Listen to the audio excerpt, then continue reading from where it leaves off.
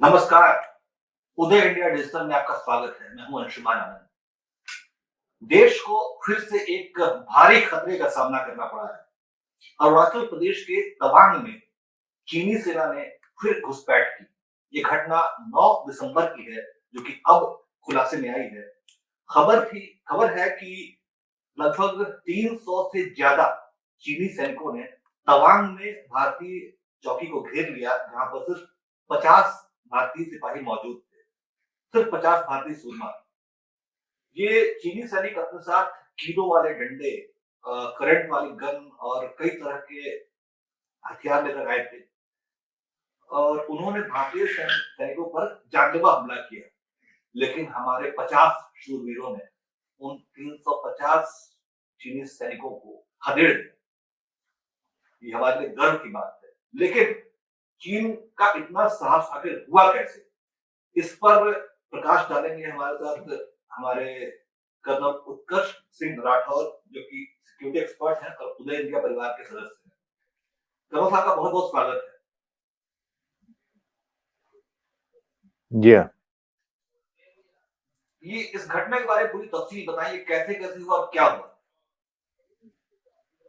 देखिए, जो घटना बताई जा रही है वो 9 दिसंबर की है और इस पर आज रक्षा मंत्री राजनाथ सिंह जी का बयान भी आ गया है। 9 दिसंबर 2022 को पीएलए ट्रुप्स ने तवांग सेक्टर के यांगसे एरिया में लाइन ऑफ एक्चुअल कंट्रोल पर अतिक्रमण कर स्टेटस को एक तरफा बदलने का प्रयास किया। चाइना के इस प्रयास का हमारी सेना ने दृढ़ता के साथ सामना किया है, अध्यक्ष महोदय, और इस फेस ऑफ में हाथापाई भी हुई है। भारतीय सेना ने बहादुरी से पीएलए को हमारी टेरिटरी में अतिक्रमण करने से रोका और उन्हें उनकी पोस्ट पर वापस जाने के लिए मजबूर कर दिया, अध्यक्ष महोदय। इस हिसाब से कहा जा रहा है कि दोपहर के टाइम पर ये चौकी नहीं थी, ये भारतीय पेट्रोल थी जो लाइन ऑफ एक्चुअल कंट्रोल पर गश्त लगा रही थी और इसका मुकाबला या उसका सामना करीब 300 चीनी सैनिकों से हुआ और चीनी सैनिक जो है वो हमारे एरिया में लाइन ऑफ कंट्रोल के इस पार आ गए थे। तो उसमें ये जो वहां पर धक्का मुक्की या मारपीट जो हुई, हिंसा हुई, उसमें उन्हें मुंह की खानी पड़ी। हमारे तरफ के भी जवान घायल हुए और चीन की तरफ के भी घायल हुए। आप सही कह रहे हैं। लाइन ऑफ एक्चुअल कंट्रोल पे जो मैकेनिज्म तय की है चीन और भारत ने, ये है कि हम बिना हथियार के पेट्रोलिंग करेंगे ताकि कोई आवेश में आके फायर न कर दे। लेकिन गलवान के साथ या गलवान के बाद ये देखा गया है कि चीनी सेना के लोग छिपा करके हथियार ले जाते हैं और अगर हथियार से नहीं लैस हैं तो जैसा आपने बताया टीजर गन है या लकड़ी डंडे या चाकू, ऐसी चीजें जिससे चोट पहुंचाई जा सके या मारा जा सके। कर्नल उन साहब, हमने तरीके के तवांग में भी देखा था, तवांग में देखा और गलवान में भी देखा था। चीनी सेना अपने साथ अपने पुराने मार्शल आर्ट वाले हथियार लेकर चलती है, जो कि बेहद घातक होते हैं। उसमें डंडों पर लगे हुए चाकू होते हैं, कील वाले डंडे होते हैं, टीजर गन होती है और ऐसे बहुत सारे हथियार होते हैं। बंदूकें नहीं होती है, इनका सारे जानलेवा हथियार मौजूद होते हैं। लेकिन भारतीय जांबाजों ने उनका हमला न केवल निष्फल किया, बल्कि उन्हें पीट पीट कर भगा दिया। बीबीसी की रिपोर्ट है, सिर्फ 50 सैनिकों ने, भारतीय सैनिकों ने 300 से ज्यादा चीनी सैनिकों का मुकाबला किया और उसमें घायल चीनियों की संख्या ज्यादा है। ये रिपोर्ट बीबीसी की है। इस शौर्य पर जी क्या हाँ, कहेंगे? ये ऐसा है अंशुमान जी, इस बात को एक झड़प के तौर पे देखने का वक्त खत्म हो गया है। जी। अगर मैं कहूं कि उनके 30 घायल हो गए, मेरे 5 घायल हो गए, तो उससे कोई हमें एक संतोष नहीं होना चाहिए। रक्षा मंत्री ने बोला कि कोई हमारा जवान का डेथ नहीं हुआ है, ठीक है, लेकिन इस बात को अब एज ए नेशन एक राष्ट्र के तौर पर अभी हमें इसका बड़ा कैनवास देखना चाहिए, इसका लार्ज पिक्चर क्या है, बिग पिक्चर। ये आखिर क्यों हो रहा है? हमारी कोई 3800 किलोमीटर की लाइन ऑफ एक्चुअल कंट्रोल चीन के साथ है, लद्दाख से लेकर अरुणाचल प्रदेश तक, और ये अक्सर कहीं न कहीं ये विवाद हो रहा है। गलवान के बाद क्या मिला भारत को? यही मिला कि ईस्टर्न लद्दाख में करीब 50,000 ट्रुप्स हमने डिफेंस में बिठा दिए। उनको मेंटेन करने के लिए कितना खर्चा हो रहा है, कितनी एफर्ट्स लग रहे हैं, वही सारा कुछ वो यह चाहता है चीन की पूरी एलएसी में भारतीय सेना को बांध के रख दिया जाए। हम एक एक इंच के तो चप्पे आप चप्पे ये की क्या कहना सुरक्षा चाहते करने के हैं लिए करो साहब? मजबूर हो जाए। जी करो हाँ, साहब, ये प्रश्न इस पे ये उठता है, क्या चीन पाकिस्तान की मदद करने के लिए इस तरह का दुस्साहस कर रहा है? वो चाहता है कि भारतीय सेना यहाँ ऑक्युपाई हो जाए और वेस्टर्न कमांड यानी पश्चिमी सीमा असुरक्षित हो जाए। ये एक ओपन सीक्रेट है कि जब भी कोई भारत पे, अब आज की वस्तुस्थिति ये है कि भारत दो फ्रंट पे एंगेज है। पहले पाकिस्तान के साथ हमारा एंगेजमेंट माना जाता था, और ये माना जाता था स्ट्रेटेजिकली कि चीन परोक्ष रूप से पाकिस्तान की मदद करेगा। लेकिन 2022 के बाद, 2020 के बाद अब ये बात साफ हो गई है कि हम आज दो फ्रंट पर लड़ेंगे, और हमारे भविष्य के जो भी युद्ध होंगे वो दो फ्रंट्स पे लड़े जाएंगे। तो चीन खुल करके मदद कर रहा है, और सबसे अच्छा तरीका चीन ने पाया है कि आप भारतीय सेना को इतना प्रवोक कर दें, इतनी ज्यादा थ्रेट दिखा दें कि वो मजबूरन चप्पे चप्पे की सुरक्षा के लिए डिफेंसिव पोस्चर अख्तियार करे। ये एक सोची समझी रणनीति है। जी। जहां तक बात है कि तवांग में क्या हुआ, कहा यह भी जा रहा है कि ये एक आम चीज है तवांग के इलाके में अरुणाचल प्रदेश की लाइन ऑफ एक्चुअल कंट्रोल की गश्त के दौरान जवानों को, जेसीओज को, जूनियर ऑफिसर्स को ये मंजर आम है। सबका ये अनुभव है कि चीनी सेना के साथ हाथापाई, धक्का मुक्की होती रही है। वो हमने देखी है, बर्दाश्त की है, हिस्सा भी लिया है। लेकिन बात अब उसके ऊपर चली गई है। क्या हम इंतजार कर रहे हैं? कनौज साहब, आपने बड़ी अहम बात कही कि आपने भी इस तरह की धक्का मुक्की अपनी आंखों से देखी है। कृपया उस घटना के बारे में बताएं कि किस साल की घटना है, कब हुआ था ऐसा?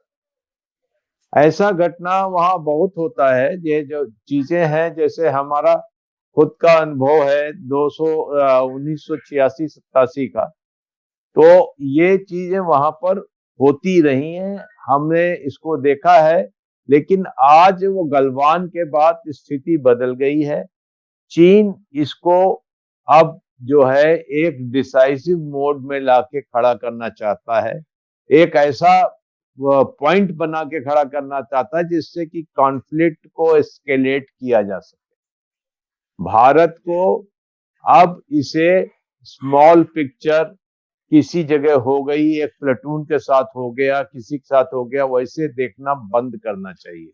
भारत को इसकी बिग पिक्चर और इसके पीछे बड़े इंटेंशन क्या हैं चीन के, वो देखने की जरूरत है। अब ये प्लेटून लेवल और सेक्शन लेवल की बात नहीं रही। इस बात को मैं फिर बताना चाहता हूं कि इसके अंदर में आपने समझना है कि अरुणाचल प्रदेश के अंदर चीन ने जो पहले से दावा ठोक रखा है कि पूरा अरुणाचल प्रदेश उसका है, तिब्बत का हिस्सा है। अरुणाचल प्रदेश के अंदर चीन ने यह भी दावा ठोक रखा है कि वहां की एलएसी, जो कि मैकमोहन लाइन के ऊपर से गुजरती है, साथ साथ चलती है, वो उसे मान्य नहीं है। एलएसी के बारे में ये मैं बताना चाहूंगा कि जब अरुणाचल प्रदेश का नाम नेफा था, तो 1914 में मैकमोहन लाइन बनी थी और उस वक्त अरुणाचल प्रदेश नेफा का नेबर होता था तिब्बत। जी तो भारत और तिब्बत के बीच में ये लाइन खींची गई थी, ना कि भारत और चीन के बीच। चीन इस लाइन का न सिग्नेटरी था और ना ही पार्टी था, क्योंकि चीन ने तिब्बत पे इलीगल कब्जा किया और उसके बाद अब वो अपना आर्ग्यूमेंट और अपना पोजीशन या अपना राइट बढ़ा के अरुणाचल प्रदेश मांग रहा है। अरुणाचल प्रदेश हिंदुस्तान, जी हाँ, आपने बड़ी एक समस्या वाली बात बताई कि चीन भारत को उलझाना चाहता है ताकि पाकिस्तान की मदद कर सके, लेकिन इसका समाधान क्या है? समस्या का समाधान क्या है? कैसे भारत इस झांसे से, इस गुलामी से, चीन के दुष्कर्म से बाहर निकले? देखिए, चीन भारत को उलझाना चाहता है ताकि पाकिस्तान को मदद कर सके। इस बात को मैं थोड़ा मॉडिफाई करूंगा।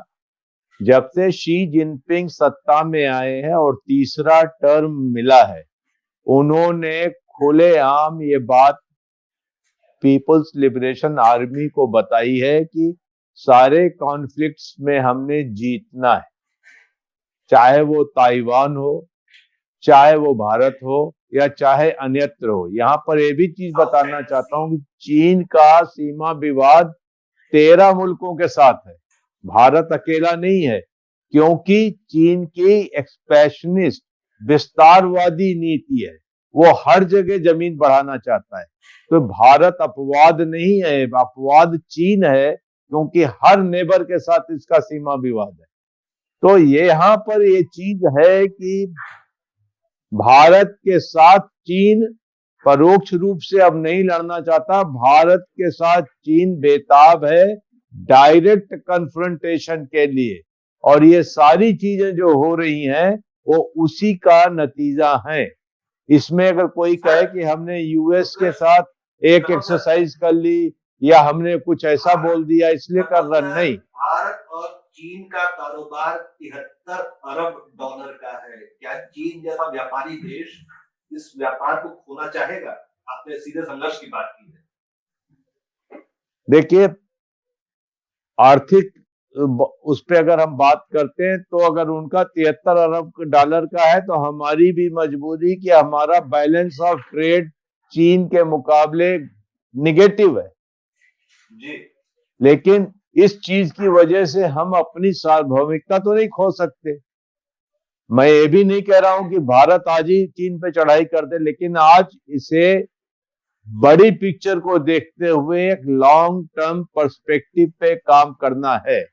अगर बैलेंस ऑफ ट्रेड या वहां का जो हमारा आर्थिक व्यवहार है इस पे रोड़ा आता है तो उसको लॉन्ग टर्म में ऑफसेट करना है, वो करने की आवश्यकता है।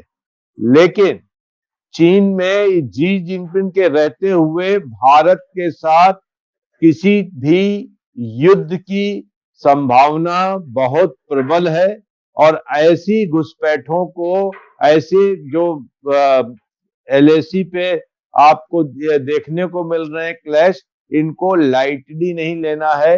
ये चीज यहाँ पर डिफेंस मिनिस्टर ने जो बोली कि लोकल कमांडर लेवल पर यह सुलझा लिया गया, इसको मैं नहीं मानता। इसको आपने बिग पिक्चर में देखना है। ये चीन की स्ट्रेटजी है। चीन की स्ट्रेटजी यूं है कि हमें उलझाकर और हमें प्रोवोक करके यह किसी न किसी कॉन्फ्लिक्ट को जन्म देगा।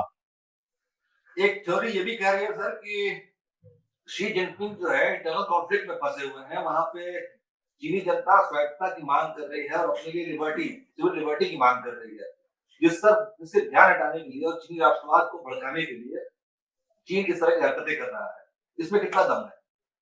देखिए, चीन की जो व्यवस्था है, जो वहां का पॉलिटिकल व्यवस्था या सोशल व्यवस्था है, उसमें शी जिनपिंग बहुत बुरी तरीके से काबिज है। हम अपने आप को बहलाने के लिए नहीं कह सकते कि वहां पर कोविड के विरोध में प्रदर्शन हो रहे हैं इसलिए उनकी कुर्सी हिल रही है। ये सब चीजें कल्पना वाली हैं। Xi Jinping communist party of China और पीपल्स लिबरेशन आर्मी और सेंट्रल मिलिट्री कमीशन चीन की पूरी व्यवस्था में जमे हुए हैं। इतनी आसानी से वो हिलने वाले नहीं है कि वो एक छोटा सा पेट्रोल क्लैश करेंगे तो वहां उनको वो मिल जाएगा, रिप्रीव मिल जाएगा। ऐसी कोई बात नहीं है। चीन ने वीगर मुस्लिम्स के साथ पिछले 10 साल से अत्याचार किया है। इंटरनेशनली क्या हो गया उसका? कुछ नहीं हुआ। आज भी सारे दुनिया के सारे देशों के साथ वो व्यापार करता है।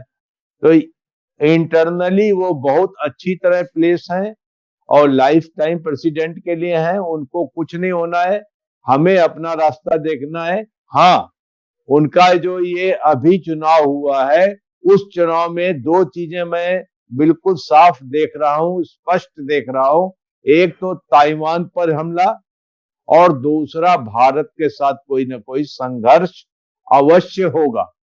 इस बात को समझना चाहिए। इस बात को हमें अपने स्ट्रेटेजिक मैट्रिक्स में तौलना चाहिए, अपने निगाह के सामने हमेशा रखना चाहिए। चीन के साथ कोई चीज। आपके दर्शकों को बता दें कि कर्नल उत्कर्ष सिंह राठौर साहब जो इंडिया परिवार के बड़े अहम सदस्य हैं और सिक्योरिटी एक्सपर्ट हैं, उन्होंने ये आशंका जाहिर की है कि शी जिनपिंग के शासनकाल में भारत और चीन एक पूर्ण युद्ध कर सकते हैं। इसकी आशंका प्रबल है क्योंकि चीन की विस्तारवादी नीति और शी जिनपिंग की महत्वाकांक्षा, ये दोनों मिलकर दुनिया को एक और युद्ध की कगार पर ले जा सकते हैं। या वो ताइवान भी हो सकता है, वो इंडिया के खिलाफ भी हो सकता है। हम कर्नल साहब का बहुत बहुत धन्यवाद करना चाहेंगे, उन्होंने दर्शकों को इतनी अहम जानकारी दी। Thank you sir, thank you so much. Thank you.